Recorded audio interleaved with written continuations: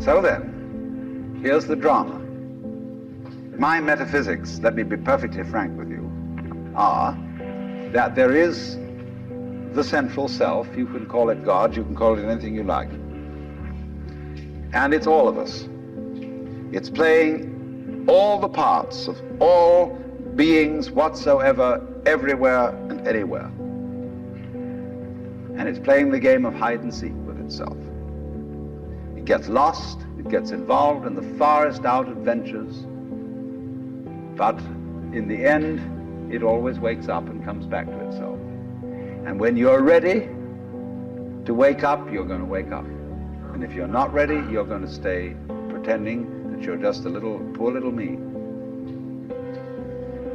And since you're all here and engaged in this sort of inquiry and listening to this sort of lecture, I assume that you're all on the process of waking up.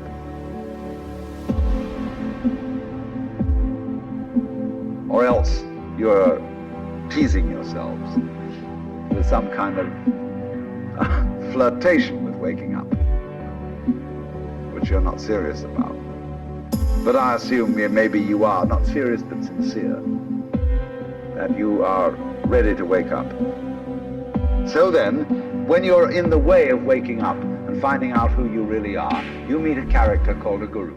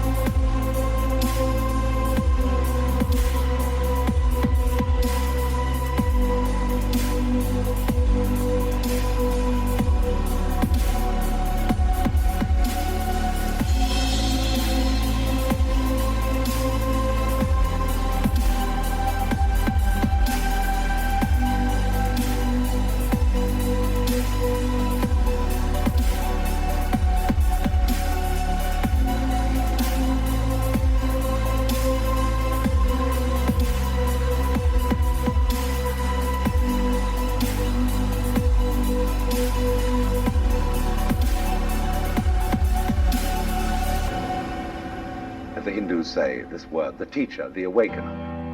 And what is the function of a guru? He's the man who looks at you in the eye and says, oh, come on. I know who you are. You know, you come to the guru and say, sir, I have a problem. I'm unhappy and I want to get one up on the universe, or I want to become enlightened. I want spiritual wisdom. Ah, the guru looks at you and says, who are you? You know Sri Ramana Maharshi, that great Hindu sage of modern times? People used to come to him and say, Master, who was I in my last incarnation? As if that mattered. And he would say, who is asking the question? And he'd look at you and say, basically, go right down to it. You're looking at me, you're looking out, and you're unaware of what's behind your eyes. Go back in and find out who you are, where the question comes from, why you ask.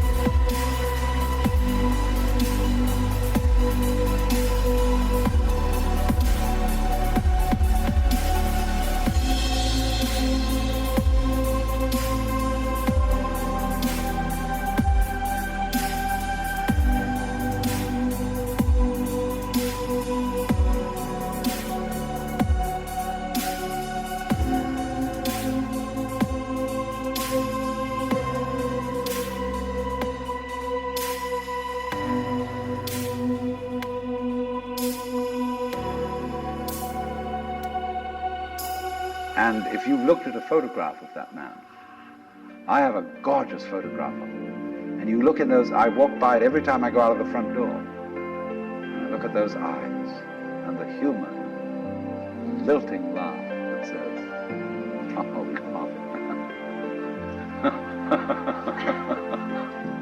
Shiva, I recognize you.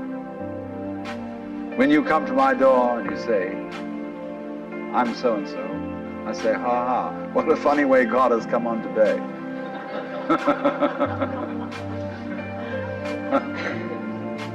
There are all sorts of tricks, of course, that gurus play.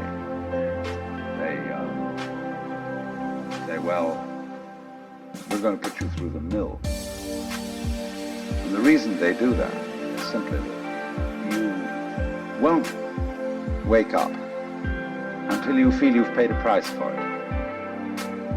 In other words, the sense of guilt that one has, or the sense of anxiety, is simply the way one experiences keeping the game of disguise going on.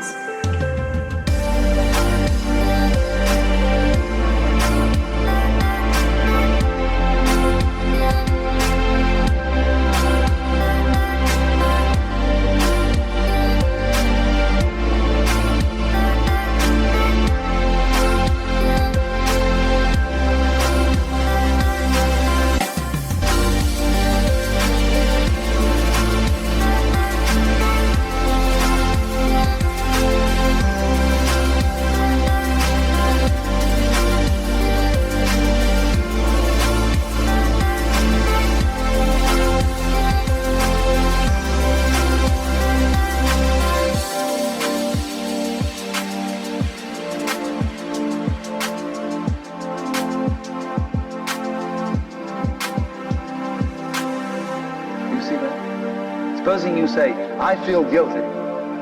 Christianity makes you feel guilty for existing. That somehow, the very fact that you exist is an affront. You are a fallen human being. I remember as a child when we went to the services of the church on Good Friday, they gave us each a colored postcard with Jesus crucified on it. And it said underneath, this have I done for thee, what doest thou for me? You know, you felt awful. You have nailed that man to the cross. Because you eat steak, you have crucified Christ. Because you killed the bull. After all, you depend on it. Mithra, it's the same mystery. And what are you going to do about that? This have I done for thee, what doest thou for me? You feel awful that you just exist at all. But that sense of guilt is the veil across the sanctuary. Don't you dare.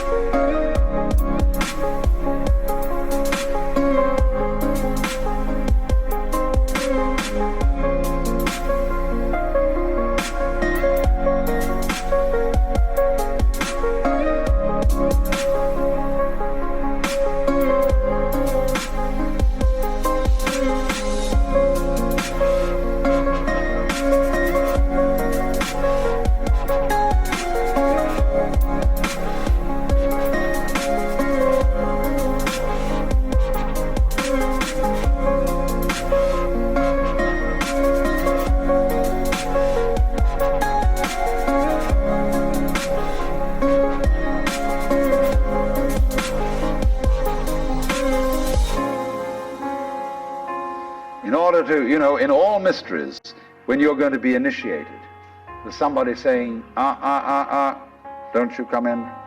You've got to fulfill this requirement, and this requirement, and this requirement, and this requirement, then we'll let you in. And so you go through the mill. Why? Because you're saying to yourself, I won't wake up until I feel I deserve it. I won't wake up until I've made it difficult for me to wake up. So I invent for myself an elaborate system of delaying my waking up. I put myself through this test and that test, and when I feel it's been sufficiently arduous, then I may at last admit to myself who I really am and draw aside the veil and realize that after all, when all is said and done,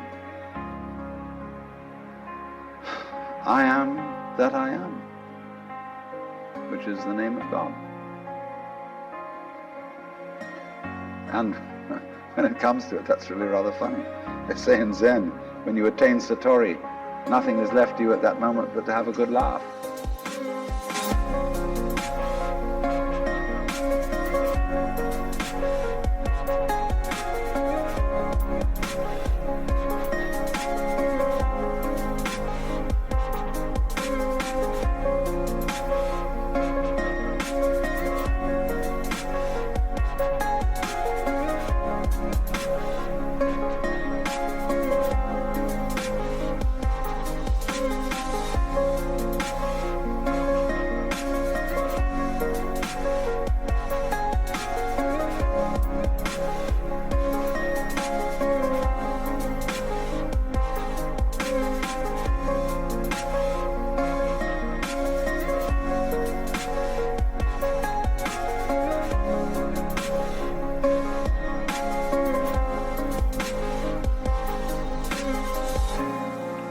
But naturally, all masters, Zen masters, yoga masters, every kind of master, puts up a barrier and says to you,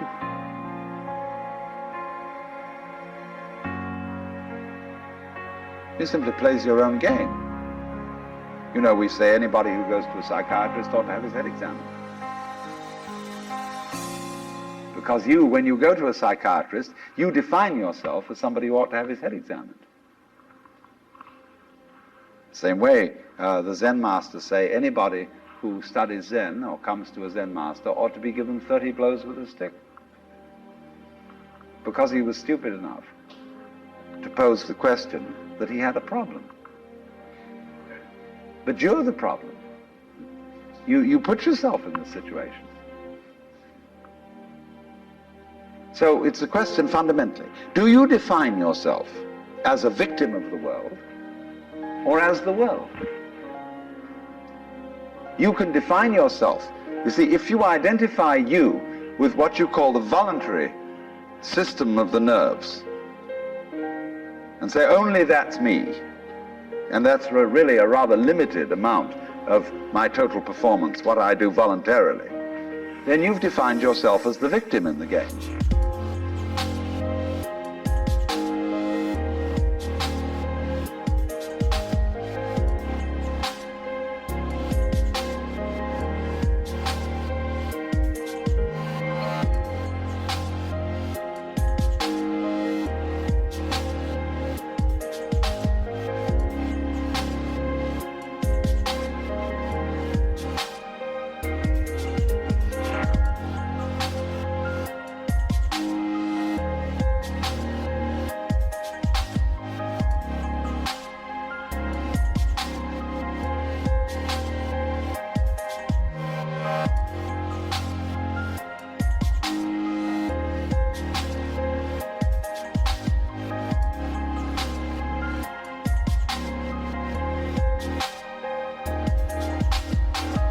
And so you are able to feel that life was a trap.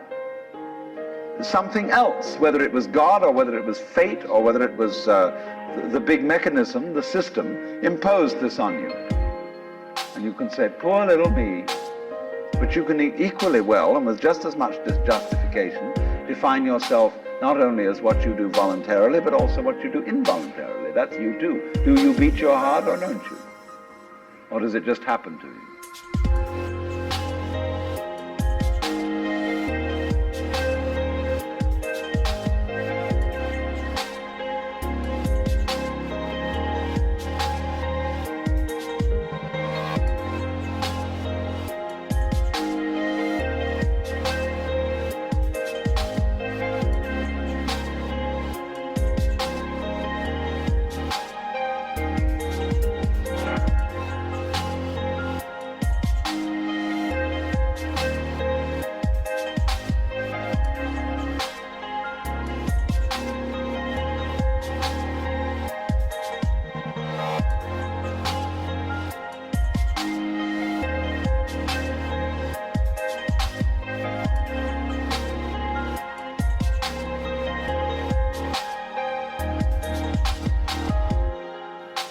And if you define yourself as the works, then nobody's imposing on you.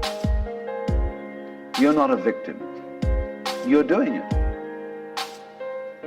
Plus, you can't explain how you do it in words because words are too clumsy. And it takes too long to say. You get bored with it. But actually, then you can say, with gusto, I am responsible for this life.